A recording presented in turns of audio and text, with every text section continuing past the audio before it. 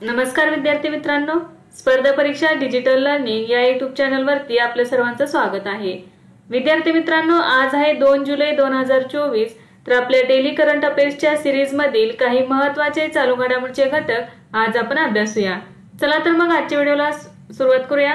First question आहे, महाराष्ट्राच्या पहिल्या महिला मुख्य सचिव म्हणून कोणी पदभार स्वीकारला आहे? तर याचे योग्य उत्तर आहे सुजाता सौनिक।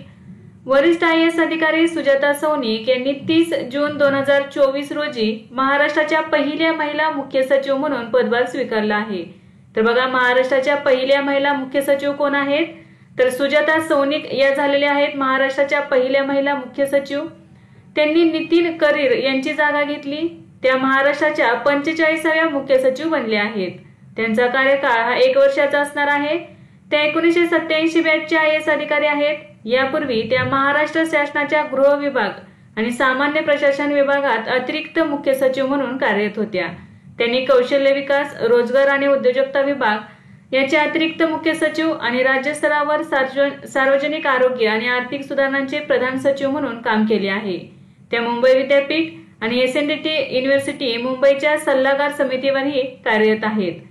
तर विद्यार्थी मित्रांनो, लक्षात ठेवा की महाराष्ट्राच्या पहिल्या महिला मुख्य सचिव कोण झालेले आहेत? तर सुजाता सौनिक या झालेल्या आहेत महाराष्ट्राच्या पहिल्या महिला मुख्य सचिव। हा घटक खूप महत्त्वाचा आहे येणाऱ्या सर्व एक्झामच्या दृष्टीने, तर हा घटक सर्वांनी लक्षात ठेवा। चला नेक्स्ट क्वेश्चन पाहूया। अलीकडेच पंतप्रधान मोदींनी कोणाच्या जीवनावर आधारित 3 पुस्तकांचे प्रकाशन केले? तर याचे योग्य उत्तर आहे M व्यंकय्या नायडू।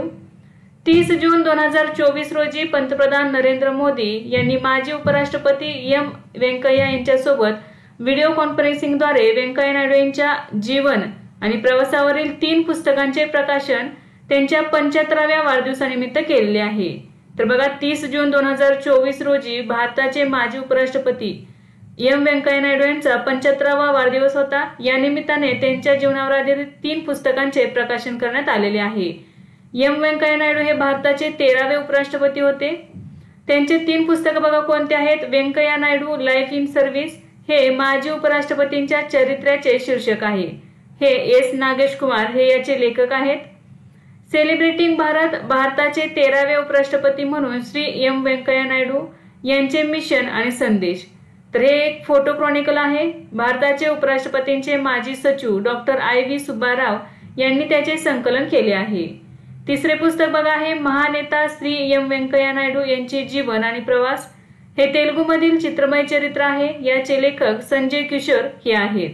तर बघा, M व्यंकय्या नायडू यांच्या जीवनावरती 3 पुस्तकं कोणते आहेत? पहिले पुस्तक आहेत Venkaiah Naidu life in service, याचे लेखक आहेत S नागेश कुमार।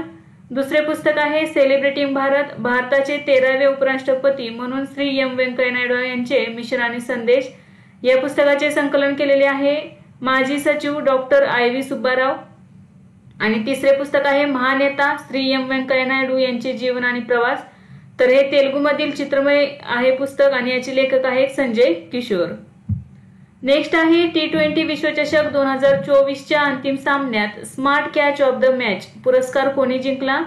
तर सूर्यकुमार यादव यांनी जिंकलेला आहे हा पुरस्कार। भारताने T20 विश्वचषक 2024चे विजेतेपद जिंकून इतिहास रचलेला आहे। भारताने अत्यंत रोमहर्षक सामन्यात दक्षिण आफ्रिकेचा पराभव केला। अंतिम सामन्यात सूर्यकुमार यादवने डेव्हिड मिलरचा अप्रतिम झेल घेतला, ज्यासाठी त्याला smart catch of the match पुरस्काराने सन्मानित करण्यात आलेले आहे। नेक्स्ट आहे भारताचे 30वे लष्कर प्रमुख म्हणून कोणी पदभार स्वीकारला? तर उपेंद्र द्विवेदी यांनी। जनरल उपेंद्र द्विवेदी यांनी 30 जून 2024 रोजी 30वे लष्कर प्रमुख म्हणून पदभार स्वीकारला आहे। त्यांनी जनरल मनोज पांडे यांची जागा घेतली। द्विवेदी यांना 1984 मध्ये जम्मू आणि काश्मीर रायफल्समध्ये नियुक्त करण्यात आले होते। त्यांनी 19 फेब्रुवारी 2024 रोजी लष्कराचे उपप्रमुख म्हणून पदभार स्वीकारला होता। त्यांनी 2 वर्ष नॉर्दर्न आर्मी कमांडर म्हणूनही काम केलेले आहे। त्यांच्या परदेशातील एक्सपोजरमध्ये सोमालिया आणि सेशेल्स मधील कार्यकाळाचा समावेश होतो। तर बघा, भारताचे 30वे लष्कर प्रमुख कोण झालेले आहेत? तर उपेंद्र द्विवेदी यांनी। नेक्स्ट आहे अलीकडेच कोणत्या भारतीय क्रिकेटपटूने T20 क्रिकेटमधून निवृत्ती जाहीर केली आहे? तर याचे योग्य उत्तर आहे विराट कोहली, रोहित शर्मा आणि रवींद्र जडेजा।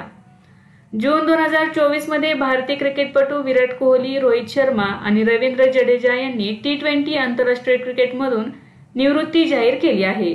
विराट कोहलीने 125 T20 सामने खेळले असून त्यात त्याने 4188 धावा केल्या आहेत। विराट कोहलीने T20 क्रिकेटमध्ये 38 अर्धशतके आणि 1 शतक केले आहे। विराट कोहलीचा T20 क्रिकेटमधील सर्वोच्च धावसंख्या अफगाणिस्तान विरुद्ध नाबाद 122 आहे। रोहित शर्माने 159 T20 सामने खेळले असून त्यात त्याने 4231 धावा केल्या आहेत। रोहित शर्माने T20 क्रिकेटमध्ये 5 शतके आणि 32 अर्धशतके झळकावली आहेत। रोहित शर्माची सर्वाधिक धावसंख्या अफगाणिस्तान विरुद्ध नाबाद 121 एवढी आहे।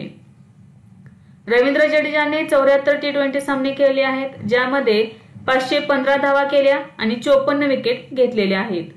तर बघा, जून 2024 मध्ये विराट कोहली, रोहित शर्मा आणि रवींद्र जडेजा या 3 खेळाडूंनी T20 आंतरराष्ट्रीय क्रिकेटमधून निवृत्ती जाहीर केलेली आहे। नेक्स्ट आहे, युरोपियन कौन्सिलचे अध्यक्ष कोण झाले आहेत? तर अँटोनियो कोस्टा हे झालेले आहेत। पोर्तुगालचे माजी पंतप्रधान अँटोनियो कोस्टा यांची युरोपियन युनियनच्या युरोपीय परिषदेचे नवे अध्यक्ष म्हणून निवड झाली आहे। अँटोनियो कोस्टा बेल्जियमच्या चार्ल्स मिशेलची जागा घेतील।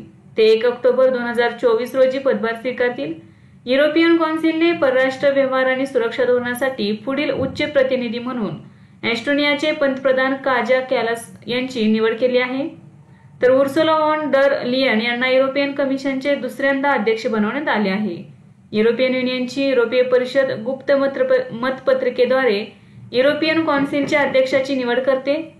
युरोपियन कौन्सिलचा अध्यक्ष 2.5 वर्षांच्या कालावधीसाठी निवडला जातो आणि पुन्हा एकदा तो निवडला जाऊ शकतो। नेक्स्ट आहे, दरवर्षी वस्तू आणि सेवा कर दिवस कधी साजरा केला जातो? तर 1 जुलै रोजी। दरवर्षी वस्तू आणि सेवा कर म्हणजेच GST दिवस 1 जुलै रोजी साजरा केला जातो। हा दिवस 1 जुलै 2018 रोजी पहिल्यांदा साजरा करण्यात आला। वस्तू आणि सेवा कर प्रथम 1 जुलै 2017 रोजी लागू करण्यात आला।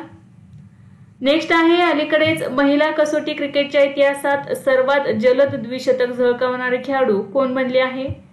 तर शेफाली वर्मा। भारताची आक्रमक सलामीवीर फलंदाज शेफाली वर्मा दक्षिण आफ्रिकेविरुद्धच्या एकमेव कसोटीत ऑस्ट्रेलियाच्या अनॅबल सदरलँडला मागे टाकत महिला कसोटी क्रिकेटच्या इतिहासात सर्वात जलद द्विशतक झळकावणारी खेळाडू ठरली आहे। 20 वर्षीय शेफालीने केवळ 194 चेंडूत द्विशतक पूर्ण केले। ऑस्ट्रेलियन खेळाडू सदरलँडने दक्षिण आफ्रिकेविरुद्ध 248 चेंडूत द्विशतक झळकावले होते। शेफाली वर्मा ही माजी कर्णधार मिताली राजनंतर कसोटी क्रिकेटमध्ये द्विशतक झळकावणारी दुसरी भारतीय खेळाडू ठरली आहे। नेक्स्ट आहे, अलीकडेच high speed expendable aerial target अभ्यासची यशस्वी चाचणी कोणी केली आहे? तर DRDOने। 27 जून 2024 रोजी DRDOने चांदीपूर ओडिशा येथे स्थित एकात्मिक चाचणी श्रेणीवर high speed expendable aerial target अभ्यासची यशस्वी चाचणी केली। अभ्यासची ही 6वी चाचणी होती। हे विविध क्षेपणास्त्र प्रणालीच्या मूल्यांकनासाठी लक्ष्य म्हणून वापरले जाते। शत्रूची दिशाभूल करण्यासाठी अभ्यास हे बनावट विमान म्हणूनही वापरले जाऊ शकते। हे हिंदुस्तान एरोनॉटिक्स लिमिटेड आणि लार्सन अँड टर्बो यांनी तयार केले आहे। नेक्स्ट आहे, मनोज आहुजा कोणत्या राज्याचे मुख्य सचिव बनले आहेत? तर ओडिशा या राज्याचे बनलेले आहेत। जून 2024 मध्ये ओडिशा सरकारने मनोज आहुजा यांची नवीन मुख्य सचिव म्हणून नियुक्ती केली आहे। त्यांनी प्रदीप कुमार जेना यांची जागा घेतली आहे। ते ओडिशा केडरचे 1990च्या बॅचचे IAS अधिकारी आहेत। यापूर्वी ते केंद्रीय कृषी आणि शेतकरी कल्याण सचिव होते। राज्याच्या सर्वात वरिष्ठ प्रशासकीय सेवेतील सर्वात वरिष्ठ अधिकारी म्हणून मुख्य सचिव असतो। राज्याच्या एकूण प्रशासकीय व्यवस्थेचे मार्गदर्शन, नियंत्रण आणि नेतृत्व करण्यासाठी मुख्य सचिवांची नियुक्ती केली जाते। नेक्स्ट आहे, भारतातील सर्वात मौल्यवान ब्रँड कोणता ठरला आहे? तर टाटा समूह। टाटा ग्रुपने भारतातील सर्वात मौल्यवान ब्रँड म्हणून आपले स्थान कायम ठेवले आहे। याचे मूल्य 28.6 अब्ज अमेरिकन डॉलर आहे। गेल्या वर्षीच्या तुलनेत त्यात 9% वाढ झाली आहे। टाटा समूह 30 अब्ज अमेरिकन डॉलरचा टप्पा गाठणारा पहिला भारतीय ब्रँड बनण्याच्या मार्गावर आहे। इन्फोसिस दुसऱ्या क्रमांकावर आहे।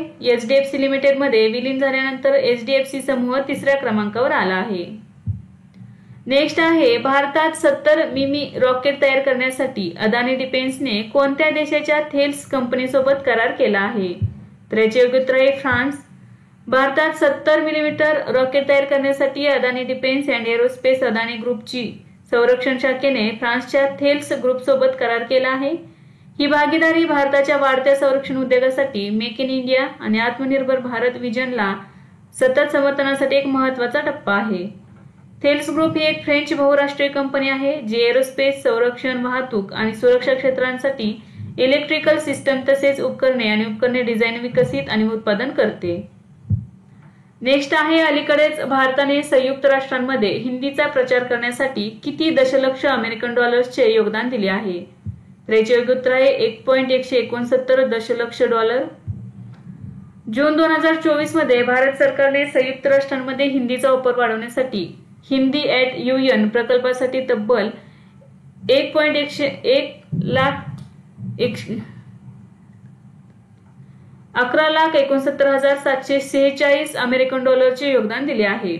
संयुक्त राष्ट्रांमध्ये हिंदीचा वापर वाढावा यासाठी भारत सरकार सातत्याने प्रयत्न करत आहे। हिंदी ॲट UN प्रकल्प 2018 मध्ये संयुक्त राष्ट्रांच्या सार्वजनिक माहिती विभागाच्या भागीदारीत सुरू करण्यात आला। त्याचा उद्देश हिंदी भाषेत संयुक्त राष्ट्रांचा जनसंपर्क वाढवणे तसेच लाखो हिंदी भाषिक लोकांमध्ये जागतिक समस्यांबद्दल अधिक जागरूकता निर्माण करणे हा होता। नेक्स्ट आहे, RBIने कोणत्या कालावधीसाठी सार्क देशांसाठी करन्सी स्वॅप फ्रेमवर्क जाहीर केले आहे? तर 2024 ते 2027 या कालावधीसाठी। भारतीय रिझर्व्ह बँकेने 2024 ते 2027 या कालावधीसाठी दक्षिण आशियाई प्रादेशिक सहकारी संघटना म्हणजेच सार्क गटातील देशांसाठी चलन अदलाबदल व्यवस्थेवर एक सुधारित फ्रेमवर्क तयार केले आहे। या अंतर्गत भारतीय रुपयामध्ये स्वॅप सपोर्टसाठी विविध सवलतींसह स्वतंत्र INR स्वॅप विंडो सुरू करण्यात आली आहे। सेंट्रल बँक US डॉलर्स आणि युरोपमध्ये स्वतंत्र डॉलर युरो स्वॅप विंडो अंतर्गत $2 बिलियन एकूण कॉर्पसह स्वॅप व्यवस्था ऑफर करत राहील। चलन स्वॅप फ्रेमवर्क अंतर्गत RBI सार्क देशांच्या मध्यवर्ती बँकांसोबत द्विपक्षीय स्वॅप करार करेल। नोव्हेंबर 2022 मध्ये प्रथम सार्क चलन अदलाबदल सुविधा कार्यान्वित झाली। याचा उद्देश अल्पकालीन विदेशी चलन तरलता आवश्यकता किंवा दीर्घकालीन व्यवस्था होईपर्यंत सार्क देशांना सोसलेल्या पेमेंट्सच्या संतुलनासाठी निधीची बॅकस्टॉप लाईन प्रदान करणे। नेक्स्ट आहे, दरवर्षी राष्ट्रीय डॉक्टर्स दिन कधी साजरा केला जातो? तर 1 जुलै रोजी। दरवर्षी 1 जुलै रोजी राष्ट्रीय डॉक्टर दिन पाळला जातो। हा दिवस डॉक्टर आणि इतर आरोग्य सेवा व्यावसायिकांनी दिलेल्या उत्कृष्ट योगदानासाठी ओळखला जातो, जे आपल्या निरोगी आणि आनंद जीवनासाठी मार्गदर्शन करण्यात महत्त्वपूर्ण भूमिका बजावतात।